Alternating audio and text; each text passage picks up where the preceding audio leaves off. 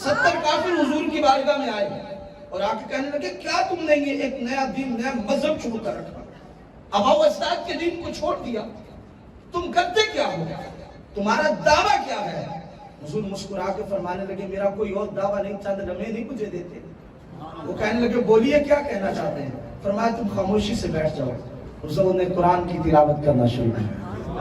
हुजूर ने कुरान की तिलावत करना शुरू की। हुजूर कुरान पढ़ रहे हैं, 70 काफिर रो रहे हैं, काफिर रो रहे हैं। जब हुजूर ने कुरान पढ़ लिया, कुरान की तिलावत खत्म हुई, वो आगे बढ़ के कहने लगे अब कोई और बात करने की जरूरत नहीं, हाथ बढ़ाइए कलमा पढ़ा के। रब ने इसको यूं तज़किरा जिक्र किया, वाइज़ा समिअू मा उनज़िला इलर रसूली तरा अयुनुहुम तफीदु मिनद दमइ मिम्मा अरफू मिनल हक़ यक़ूलूना रब्बना आमन्ना फक्तुबना मअश शाहिदीन। रब का कुरान उतरा, फरमाया वो उनकी बात सुनाओ ना जरा इन्हें।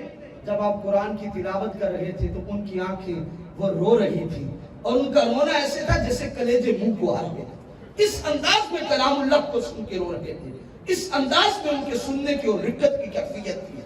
और यहाँ तक कि वो कहने पे मजबूर हो गए रब्बाना आमन्ना फक्तुबना मअश शाहिदीन, ऐ हमारे रब हम तुझ पे भी ईमान लाए, तेरे लिखे हुए कलाम पर भी। कुरान का कलाम इतना सच्चा इतना सोना कलाम है, जो बंदा इसको दिल की कैफियत से पढ़ता है, ये उसके दिल में घर करता चला जाता है, ये उसके दिलों में उतरता चला जाता है।